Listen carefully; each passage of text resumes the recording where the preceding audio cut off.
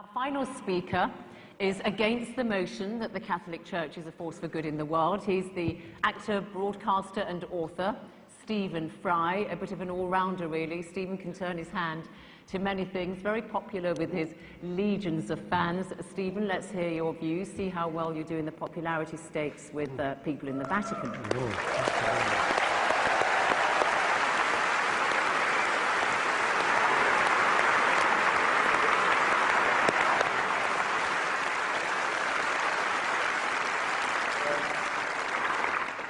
Ladies and gentlemen, there are occasions, as Gwendolyn remarked, in The Importance of Being Earnest, when it becomes more than a moral duty to speak one's mind, it becomes a pleasure. And this is one such occasion with my trusty hitch by my side. I am very proud to be here, but also very nervous, very worried. I've been nervous all day, and the reason I've been nervous is quite simple, and that is that this motion matters to me. It matters to me greatly. It's not a joke, it's not a game, it's not just a debate. I genuinely believe that the Catholic Church is not, to put it at its mildest, a force for good in the world. And therefore it is important for me to try and marshal my facts as well I can to explain why I think that. But I want first of all to say that I have no quarrel and no argument, and I wish to express no contempt for individual devout and pious members of that church. They are welcome to their sacraments, they're welcome to their reliquaries and to their Blessed Virgin Mary. They're welcome to their faith, to the importance they place in it, to the comfort and the joy that they receive from it. All of that is absolutely fine by me. It would be impertinent and wrong of me to express any antagonism towards any individual who wishes to find salvation in whatever form they wish to express it. That, to me, is sacrosanct as much as any article of faith is sacrosanct to anyone of any church or any faith in the world. It's very important.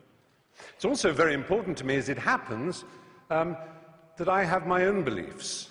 They are a belief in the Enlightenment. They are a belief in the eternal adventure of trying to discover moral truth in the world. Discover. It's a terribly important word to which we might return. It's a fight, it's an empirical fight. It's one that was begun in the middle of the last millennium. It's given the name the Enlightenment. And there is nothing, sadly, that the Catholic Church and its hierarchs likes to do more than to attack the Enlightenment. It did so at the time. Reference was made to Galileo and the fact that he was tortured for trying to explain the Copernican theory of the universe. That's history. History, as Miss Widdecombe has reminded us, is irrelevant. It's not important. All that matters now is that billions of pounds go out of this extraordinary institution to relieve the poor around the world and make the world a better place. History is of no importance whatsoever. Well, I beg to differ.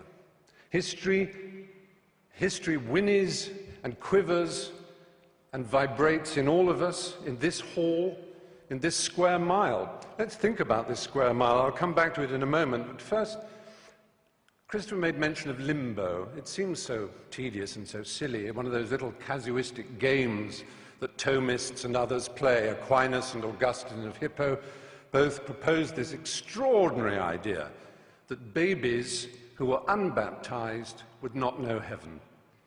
They also proposed the idea of purgatory, which doesn't exist in the Bible. There's absolutely no evidence for it. However, what an extraordinary, brilliant coup to imagine such a thing as purgatory.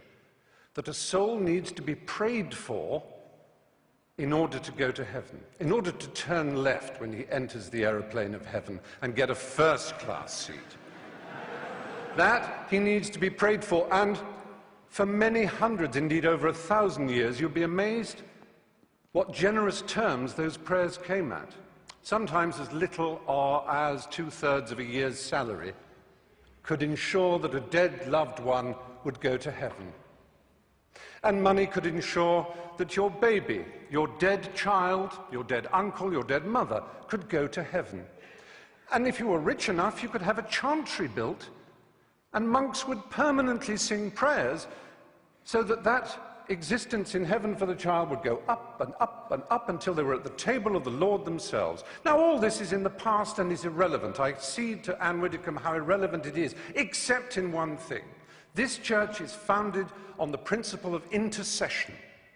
Only through the apostolic succession, only through the laying on of hands from this Galilean carpenter, whom we can all admire, only from the laying on of hands to his apostles, to St. Peter, to the other bishops, all the way down to everyone consecrated in this room. Anyone ordained here will know they have this extraordinary power to change the molecules of wine into blood, literally, to change the molecules of paste bread into flesh, literally, and to forgive the sins of the peasants and the poor whom they routinely exploit around the planet.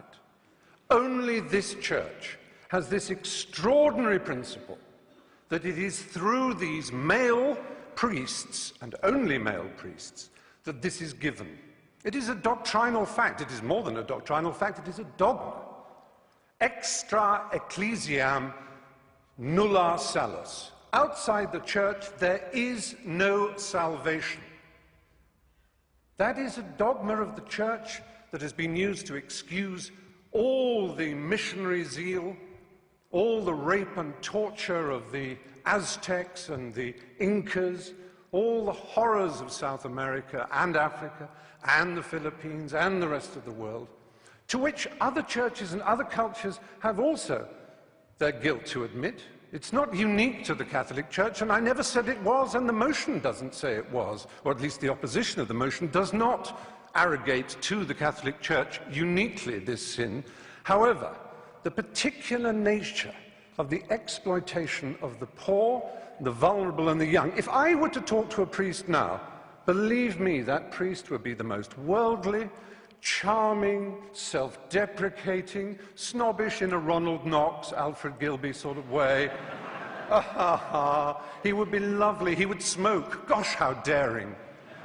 He would be a sort of ha-ha-ha priest, and the superstition and the nonsense that we read about of the church, it's absolute. Don't pay any attention, Stephen. Just join Farm Street or the Brompton Oratory and have a marvellous time as a Catholic, and everything is lovely and splendid. But be poor and ignorant, and my goodness me, every single detail of damnation and original sin and of any possibility of your complaining or asking to think for yourself. I said, let's think of this square mile.